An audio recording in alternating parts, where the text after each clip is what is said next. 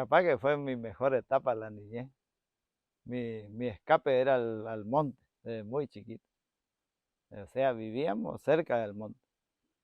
Casa de barro, techo de paja, ¿sí? Y mamá presente, porque papá salía a trabajar, no estaba nunca. Sí, solamente para las fiestas, para Navidad, Año Nuevo, ahí estaba. Yo pienso en mamá y nos enseñó a comer frutas del monte, nos enseñó a conocer los árboles, para qué, o sea, la parte de alimenticia sería. Yo te conozco todas las frutas del monte y sé qué época, dónde encontrarlas. Ese monte que fuimos a visitar era nuestro parque de diversiones. No te mostré porque ese día estábamos muy apurados, pero yo me crié con los tres hermanos más, o sea, los más chicos, los últimos tres hermanos, somos 8, y nosotros jugábamos carrera por arriba en el monte ahí. Sabíamos qué árbol ir pasando, ¿no? De árbol a árbol, no bajamos. El juego era el que bajaba, perdía. Y de ahí de donde estuvimos, donde giramos para salir, de ahí hay 1000 metros más o menos, ahí está la tapera. Y había una quinta de más o menos 50, 60 plantas de naranja. Y de ahí nos íbamos hasta allá, hasta el camino. Y después volvíamos caminando por abajo o buscando en la parte de no monte, buscar las frutas, eso, no sé si ustedes se dieron cuenta, pero las tunas encontramos porque la buscamos, porque quisimos comer, no porque era época. Vos querés comer es como que el suelo te provee. Esa era la verdad. Y así también las guayabas. Había un sector del monte en el que había un mamón, una papaya grande se ve que había llevado los pajaritos y nosotros sabíamos dónde estaban. Las naranjas también. Hay distintos tipos de naranjas. Hay una naranja cambá, que es una de estas naranjas que da fruta fuera de temporada. Y cambá se llama porque es negra, la fruta es negra y da fuera de la temporada. Y esa había en la parte del monte, había esta naranja, por ejemplo, y que nos íbamos, cuando ya terminaba la naranja en casa, nos íbamos a tomar ahí. Después banana, por ejemplo, en casa había todo el año banana. Era impresionante como, o sea, huevo y banana sobraba. Huevo de gallina, había más de 100 gallinas seguro, sueltas, ¿eh? Y la familia estaba todos donde estuvimos, Sí, en Lomas de en Gallego, Loma, sí. en ese terreno, ¿no? No, la casa primero era en el monte, ya lejos, Sí, claro, sí. claro, claro. Después vinimos Sí, ahí. sí, sí, Ya yo, cuando había que entrar a la escuela era ese lugar. No, nos criamos más en el monte, más en la chacra. Y la chacra era levantarse todos los días, de muy chiquito. Yo soy de levantarme temprano, pero mi mamá se levantaba a las 4, 4:30 a tomar mate. Con mi hermano ese no camina. Eso yo ya me acuerdo. Él me lleva 20 años, o sea que me acuerdo ya de ellos dos tomando mate. Y a nosotros nos levantaba a las 5, más tardar 5:30 de la mañana. Y ahí empezaba el día.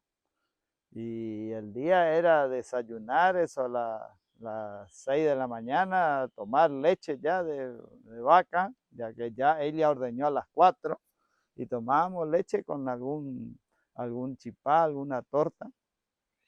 Y después ya era ir a la chacra, ir a mirar, a carpir el maíz, la mandioca, cosecharla. Y los que nos daba nosotros teníamos cada uno nuestro sector de chacra. O ¿cuál sea, era tu sector? ¿eh? ¿Cuál era tu sector? No, ella nos daba una parte de la chacra y que nosotros era nuestro, cuidábamos. Igual que las gallinas, nosotros teníamos nuestras propias gallinas. Y esa era la siesta, por ejemplo, la siesta esa del bombero. Nosotros salíamos a andar por el campo para juntar, nosotros le decimos cupií, pero es una termita.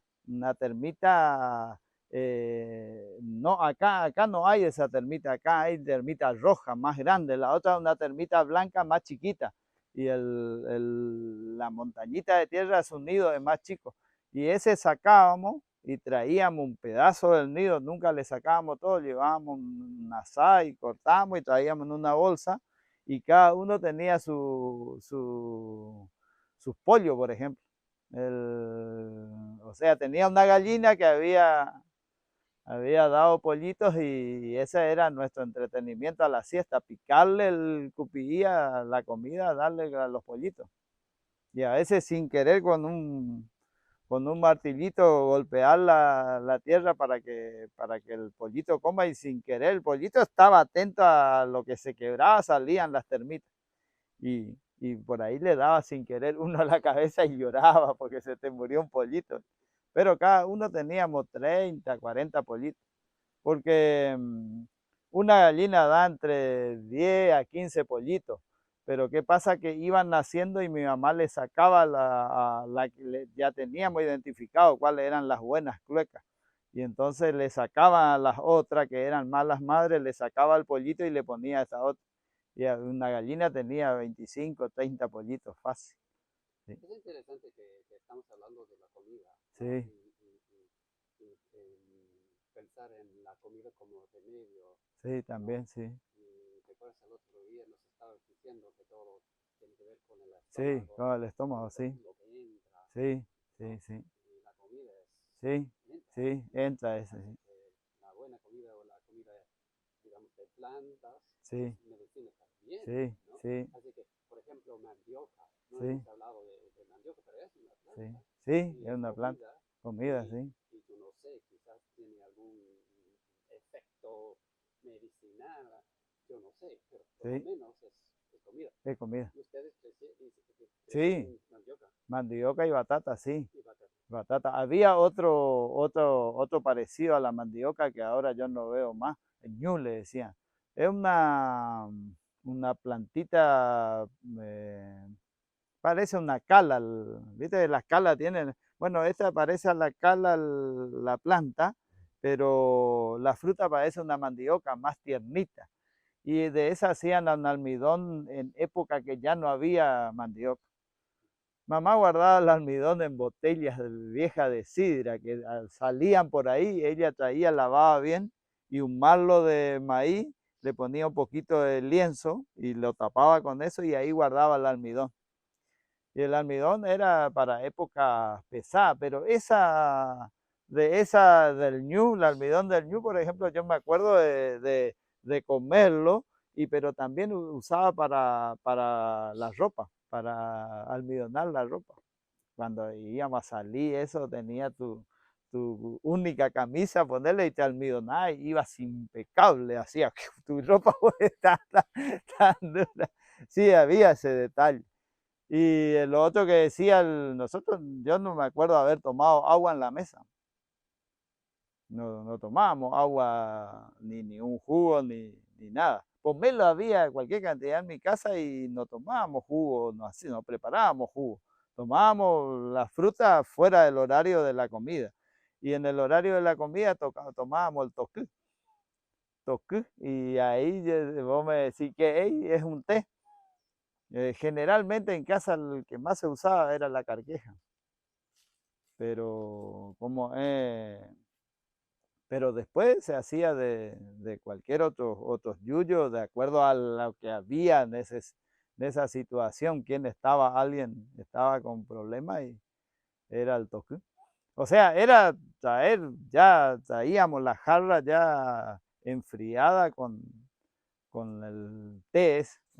Y el té era, enfriamos, pero sin saberlo. Ahora yo viendo por qué hacíamos eso, por qué ya lo hacíamos antes y traíamos. Y había que enfriarlo, pasarlo de una tetera a otro. Y era para airear Ahora yo me doy cuenta, pero no nos decían para qué era. Pero teníamos que airear el té, enfriarnos, pero en realidad lo que estábamos haciendo era oxigenando el agua. ¿Sí?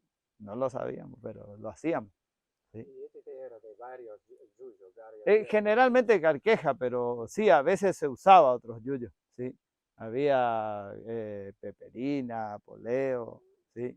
Hasta la hoja de la mandarina a veces, ¿sí? Pero generalmente era carqueja y amargo, nunca dulce. ¿Y cómo aprendiste todo eso a propósito de las plantas? ¿De tu mamá? Y después cuando necesitas, Mm, porque es como que vos vivís eso y al principio no te das cuenta. Y después cuando necesitas y te hace falta, estás en el campo, no tenés, te sucede algo, ahí empezás a rebobinar, sí, sí. Y ahí empieza a surgir, pero ¿qué usaba? O por ahí cuando estás en las charlas de hermanos y decís, pero ¿y para qué era? ¿Te acordás que nos juntábamos y nacía? Ay, sí, te acordás que, por ejemplo, era un castigo impresionante que vos te levantes a buscar algo en la mesa. Nos sentábamos todos y nadie se levantaba. Si vos te levantabas, perdías el postre. Ya no hay, andar a hacerle entender a esto ahora a mis hijos que hagan eso. Nosotros no. Lo que decía mamá y papá era palabra santa, entonces sí o sí teníamos que quedarnos ahí.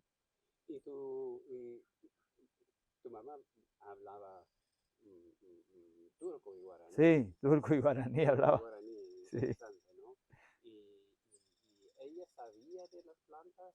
sí, ella sabía de las plantas, sí. Y de dónde aprendió ella? Y ahí no sé decirte de ¿De dónde su aprendió, pero padre? sí, pero ella era como la recolectora de plantas del barrio, donde había una curandera ahí, la que estuvo en mi parto, o sea, ella fue eh, fue la comadrona de la abuela Vicenta, no hacía, Vicenta era el nombre y abuela le decíamos porque ella nos trajo al mundo. Y ella, por ejemplo, le decía, andalo a Eusebia que ella va a tener tal cosa. Y venía la gente y decía, vengo a buscar tal yuyo con él. Y ella buscaba entre sus cosas, ya tenía un sector generalmente eran la parte de la cocina donde daba un poco el humo para que no le lleguen los bichos. Ahí estaban en, como en porongo, así en cositas. En esa época no había papel de nylon, o sea que no había bolsita. Era, eran recipientes naturales en donde estaban, sí. Y ahí estaba su remedio, y de ahí te sacaba para hacerte, se iba y enjuagaba algo y te hacía un yuyo al toque. Sí, ¿Y guardaban plantas medicinales, las plantas secas? sí, seca, ¿Acaso? sí, Sí, seca, seca había. así. Sí, sí, guardaba porque hay plantas que no hay en la época. Y entonces y hay en otra época que sí. En mi casa había muchas plantas porque yo digo que ella habrá seguramente sembrado porque ahora no quedó nada. Ella tenía muchas plantas en la casa y había un poco de todo. Y le gustaba las plantas, tal es así que hasta tu planta la felicidad ella tenía. Pero ¿de dónde lo sacó? No sé, yo después de grande me di cuenta de que ella tenía esa planta. Nunca lo usamos, pero estaba esa planta ahí. Así que Sí, era casi como un aprendizaje de la comunidad. sí, sí, Todo el mundo sabía sí, algo algo, sí, y sí, intercambiaron los sí, conocimientos. los conocimientos, sí, sí, Y, así era, sí. No, y hasta ahora sigue siendo así. La gente por ahí te dice, dale tal cosa. Es muy difícil, es muy reacio, somos muy reacios a ir al médico. Nosotros, mi familia ya no, prefiere ir, pero yo prefiero bancarme y buscar alguna solución, yo no. Sí, y eso es interesante pensar que esa relación en conservar o compartir los conocimientos de las plantas y el idioma, el sí, guaraní, que los sí, dos parece que en tu caso por lo menos sí, este, sigues hablando guaraní sí, y tienes estos conocimientos de plantas, así que es una cosa que el uno ayuda al otro, sí. parece, ¿no? Y Y cómo es el guaraní? ¿Cómo aprendiste y cómo lo vas enseñando ahora en la familia? y hablando, yo aprendí hablando, sí. O sea, relacionándote con otros padres, con la familia. Así aprendí hablando. Mi primer idioma es el guaraní. y hablaba, todo el tiempo era hablar en guaraní. Y tengo familia más del campo que también hablan guaraní, y mi familia, o sea, mis hermanos hablamos guaraní, nosotros estamos juntos y la manera de comunicarnos, así estemos en pleno Capital Federal, nos comunicamos en guaraní, hablamos en guaraní, no tenemos vergüenza. Mamá tenía vergüenza de hablar en guaraní entre la gente cuando salía de acá del pueblo, cuando nos fuimos a Buenos Aires en una época y ella tenía vergüenza y le digo, ¿y qué? Ellos hablan su idioma, nosotros hablamos el nuestro. ¿Sí? Y yo en ese sentido siempre tuve, no sé por qué, esa de no tener el problema, porque había una persecución muy grande en la escuela, pero yo nunca enfrenté eso siempre, y no, nunca, no sé por qué. Ahí me pregunta por qué, no sé, pero yo hablaba guaraní. Así que hoy en día usas guaraní en muchas situaciones, con Sí, tu familia, sí, tus hermanos, digamos, sí, hermanas, sí. tus hijos. Sí, mi hijo a veces les hablo en guaraní. Sí, hablo en casa, yo hablo en guaraní, hablamos con mi mujer, hablamos guaraní, los dos hablamos, sí. Y ellos escuchan, no sé, no sé si hablan bastante ellos, pero de entender entienden. Porque generalmente cuando le queremos pegar un tironcito de oreja es que hablamos en guaraní. Es más preciso el idioma para decirle algo. Y como es, pero no sé, yo te puedo decir que yo para decirte algo en español, se me hace que yo primero lo pienso en guaraní. ¿Sí? Porque mi manera de expresarme es guaraní. Por eso es que tengo esta tonada que no, En no lo algún he cambiado. momento en el futuro vamos a tener una conversación en guaraní. Tengo que aprender mucho. Vamos a Claro, intentar. el problema de nuestro guaraní es que el guaraní correntino es un poquito diferente al paraguayo, es bastante diferente. Yo muchas palabras en guaraní paraguayo no sé qué significa.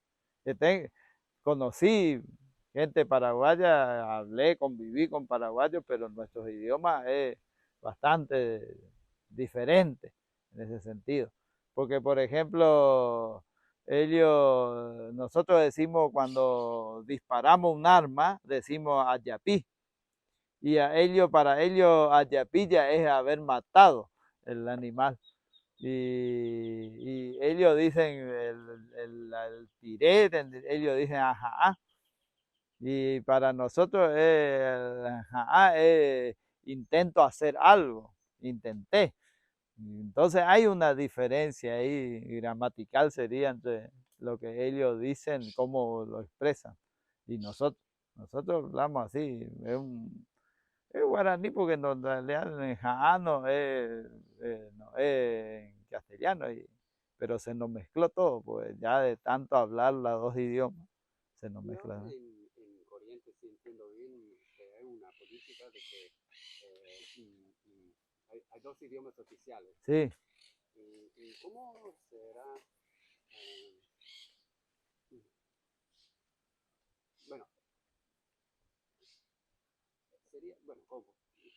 Eres profe también, ¿no? Así que estás en la escuela, sabes algo sí, de cómo funcionan las sí, escuelas, sí. ¿no? Así que, ¿es posible enseñar guaraní en la escuela o cómo será eso? ¿Cómo van a cumplir con esta propuesta de que sea Te, una provincia bilingüe? te doy vuelta a la pregunta. En la escuela se trata de enseñar sobre cultivo, en la escuela del campo, y maestros de capital o de un pueblo que en su vida tuvieron una huerta, buscan enseñar a chicos que viven en el campo, que toda su vida su apoyo, su respaldo, su tutor fue una asada. ¿Cómo le enseñé? A mí, yo cuando tenía 7, 8 años, vino un ingeniero agrónomo a querernos enseñar a cultivar lechuga, tomate en la escuela primaria. y nos burlábamos, pero mal de ellos. El guaraní es muy pícaro, ¿eh? El anteayer por ahí estábamos recordando con el rector de ayer, me iba ahí a pescar con mi ex rector, ahora está jubilado, ya me invitó para allá a Corrientes y al final no me fui. Y, y me dice mi mujer, ¿por qué te espera tanto? Estábamos hablando y le digo, no, me estima mucho y eso que le jugué mucho porque la ventaja que tenemos nosotros vivimos en el campo, es conocemos el campo con nuestra palma de nuestra mano y sabemos de los animales también como nuestra palma en la mano. O sea, sabemos por dónde se mueven. No. Eso es lo que tiene el guaraní, no es depredador, solamente agarra lo que necesita. Y la gente que viene de la ciudad no, quiere acumular. Y bueno, y esta persona vino y quería cazar, quería comer bichos. Y yo le hice comer bichos que no sé, que no, yo sabía que era incomible, pero para reírme de él, un chiflón, por ejemplo. Le hice cazar un chiflón. Y, y el chiflón, te habré tenido 12 años, estaba en primer año, y él era el rector y me dijo un día, vamos a cazar. Y le llevé a cazar y le silbé al chiflón y le atraí con el silbido y él le tiró un tiro y le mató y después me dice, vamos a cocinar. No, no tengo tiempo, yo tengo que estudiar. Entonces me metí un verso y le dije que vaya a cocinar y se fueron a cocinar y dice que era imposible de comer porque el chiflón tiene una cámara de aire acá que cuando empieza a silbar infla esa cámara de aire y eso es una esponja. Y yo sabía eso porque en algún momento habré matado un chiflón y habré visto cómo era para aprender nada más. Era muy curioso, eso sí puedo decir. Yo quería aprender de todo. Yo te abría un animal para ver cómo es su organismo y si era comestible lo probaba y si no, no. ¿Sí? Me gustaba ir al monte cuando no me gustaba algo en casa, yo me perdía en el monte y me iba y comía por ahí y andaba. Sí, mi refugio. Venía y ligaba, pero igual.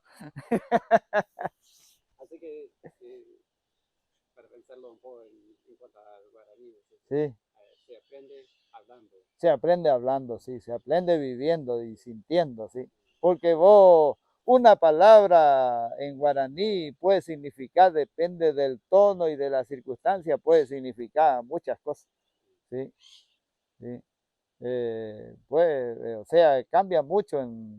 Ahora no se me viene ni una a la memoria, pero hay muchas palabras que vos podés decir retando, por ejemplo, y podés decir también amando, cobijando. Y tiene que ser debido a a la circunstancia, y eso te sale. Y vos sabés, cambia una tonada, cambia mucho. Mm. Sí, Y cambiamos un poco de tema, sí, ampliamos quizás, ajá, ¿no? Porque es interesante que, bueno, eres licenciado en economía, economía, sí, y eres profe, pero también tienes tu chakra, que tienes sí, aquí, tienes, al lado del amigo Toto, sí, y tienen sus chakras y sí, coordinan las cosas, bueno, esa es una gran parte de su vida, sí, lo que hacía cuando eres joven, ¿no? En sí, cierto sentido, sí. ¿no? Y me imagino que no vives de la chakra, pero eso te ayuda o tiene alguna conexión con la familia y sobrevivencia y anclar, digamos. Me gusta comer sano. Ahí te viene todo el tema. Entonces, ahí tengo a mi hija más grande, quiere comer pollo comprado. Y yo sé que ese pollo, vaya, sabe qué tiene. Y yo prefiero toda mi vida comer un pollo que crío yo, que anda, que sé que anda comiendo acá y que no va a comer nada que no sea sano. Y lo mismo la carne. El otro día Pablo te decía, no coma la grasa. Yo sé que mis animales no tienen una grasa danina, que es de pasto nada más y no es danino. La tierra que lo que te da no te puede enfermar. Esa es la diferencia. Y habla un poco, ¿me puedes darnos una idea de cómo es tu chakra? ¿Qué tienes acá? Y acá, en este momento casi no hay acá. Sí, pues nos agarró una sequía, nos fundió todo, pero debería estar viendo mandioca y no hay. Nos pudrió, había casi una hectárea de mandioca y la mandioca perdimos mucho, había unas 6 especies de mandioca. Nos queda casi una o dos, porque se nos fue todo, lo mismo el maíz nos quedan dos especies, tres máximo, y había como 18.